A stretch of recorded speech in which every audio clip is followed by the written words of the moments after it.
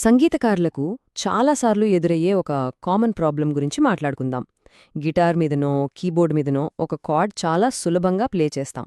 కాని అదే పాట వింటున్నప్పుడు ఆ సౌండ్ విని అది ఫలానా కార్డ్ అని చెప్పలేకపోతాం కదూ. అంటే మన వేళ్లకు తెలిసింది మన చెవులకు తెలియట్లేదు. సో ఈ గ్యాప్ను ఎలా ఫిల్ చేయాలో ఈరోజు చూద్దాం. చూశారుగా, ఇదే అసలు పాయింట్. వాయిద్యం మీద కార్డ్ షేప్ ఏంటో మన మజిల్ మెమరీకి తెలుసు, కానీ ఆ శబ్దం వినగానే మన చెవి దాన్ని గుర్తించలేకపోతోంది. ఈరోజు మనం ఈ సమస్యకు ఒక చాలా సింపుల్ కానీ చాలా ఎఫెక్టివ్ పరిష్కారాన్ని తెలుసుకోబోతున్నాం. రైట్, ఇంకెందుకు ఆలస్యం, మనం ప్లే చేసేదానికి మనం వినేదానికి మధ్య ఒక బలమైన కనెక్షన్, ఒక బ్రిడ్జ్ కట్టబోతున్నాం. ఇది కేవలం ఒక టెక్నిక్ కాదు, సంగీతంతో మనకున్న బంధాన్ని మరింత లోతుగా మరింత స్ట్రాంగ్గా మార్చుకోవడమన్నమాట. ఓకే, మన మొదటి సెక్షన్ కార్డ్ల వ్యక్తిత్వం. భలే విచిత్రంగా ఉంది కదా పేరు.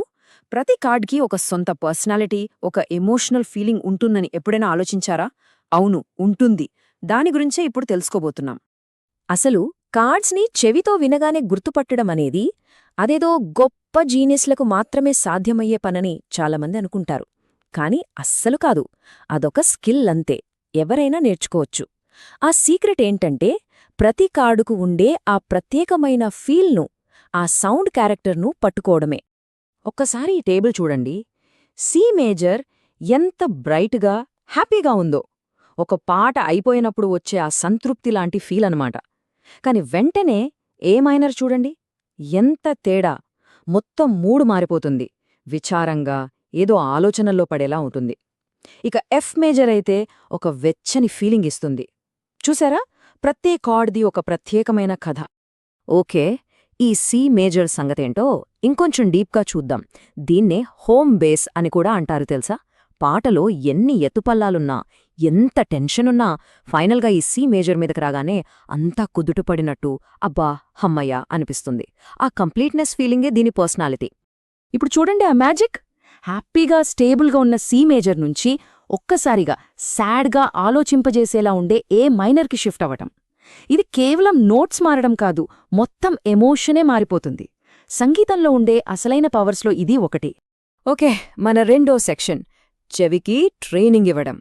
కార్డ్స్కి ఫీలింగ్స్ ఉంటాయని తెలిసింది బానే ఉంది, కానీ ఆ ఫీలింగ్స్ని పట్టుకునేలా మన చెవిని ఎలా ట్రైన్ చేయాలి? దానికోసం ఇప్పుడు రెండు చాలా సింపుల్ కానీ భలే పవర్ఫుల్ ప్రాక్టీస్ మెథడ్స్ చూద్దాం. ఈ పద్ధతులు రెండూ కూడా మనం ఫాలో అవుతున్న సోర్స్ మెటీరియల్ నుంచే తీసుకున్నవి. చాలా సింపుల్గా ఉంటాయి, కానీ రోజూ కాసేపు ప్రాక్టీస్ చేస్తే చాలు మన వినికిడి శక్తిలో అద్భుతమైన మార్పును గమనిస్తాం. అవేంటో ఇప్పుడు చూద్దాం. మొదటిది రికార్డింగ్ మెథడ్. భలే సరదాగా ఉంటుందిది. ఏం లేదు, మన ఫోన్లోనే ర్యాండమ్గా కొన్ని కార్డ్స్ ప్లే చేసి రికార్డ్ చేయాలి. సి, జి, ఏఎం అలా. తర్వాత దాన్ని మళ్ళీ ప్లే చేసి మన ఇన్స్ట్రుమెంట్ వైపు అస్సలు చూడకుండా కేవలం ఆ ఫీలింగ్ను బట్టి ఇది ఫలానా కార్డ్ అని గెస్ చేయాలి. మన చెవికి ఇదొక మంచి గేమ్ లాంటిది. ఇక రెండోది సోలో పద్ధతి. ఇది ఇంకా సింపుల్. ఒక కార్డ్ ప్లే చేయాలి, కళ్ళు మూసుకోవాలి, మళ్ళీ అదే కార్డ్ ప్లే చేసి ఆ సౌండ్ మనలో ఎలాంటి ఫీలింగ్ను కలిగిస్తుందో కాన్షియస్గా గమనించాలి. తర్వాత ఆ కార్డ్ పేరును గట్టిగా పలకాలి, సి మేజర్, ఏ మైనర్ అని. ఇలా చేయడం వల్ల ఆ సౌండ్, ఆ ఫీలింగ్, ఆ పేరు ఈ మూడు మన బ్రెయిన్లో బలంగా రిజిస్టర్ అయిపోతాయి. సరే, మన మూడో సెక్షన్ ఏదైనా కీని అన్లాక్ చేయడం. ఇక్కడే ఉంది అసలైన మ్యాజిక్.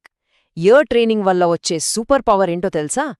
ఏ పాటైనా సరే, ఏ స్కేల్లోనైనా ఈజీగా ప్లే చేయగలగడం. దాన్నే ట్రాన్స్పోజిషన్ అంటారు. అసలు ట్రాన్స్పోజిషన్ అంటే ఏంటి? చాలా సింపుల్. ఒకే పాటని వేర్వేరు శృతుల్లో పాడటం లాంటిది. కార్డ్స్ మారతాయి, నోట్స్ మారతాయి, కానీ పాటలో ఉండే ఆ ఫీల్, ఆ సోల్, అది మాత్రం అస్సలు మారదు. ప్రతి మ్యూజిషియన్కు ఇది ఖచ్చితంగా తెలిసి ఉండాల్సిన స్కిల్.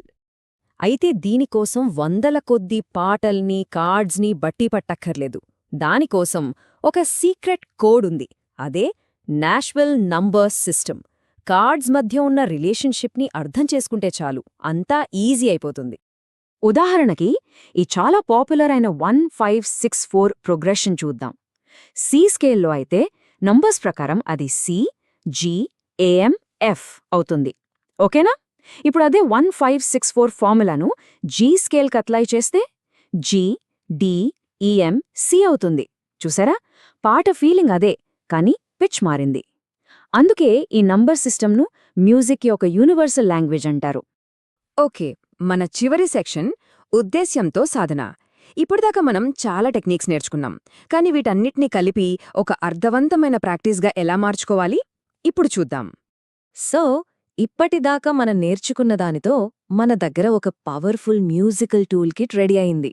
అవేంటంటే కార్డ్స్ని వినగానే ఫీల్ అవ్వడము, నంబర్స్తో ప్యాటర్న్స్ని చూడటం, ఏ పాటైనా ఏ కీలోనైనా ప్లే చేయటం.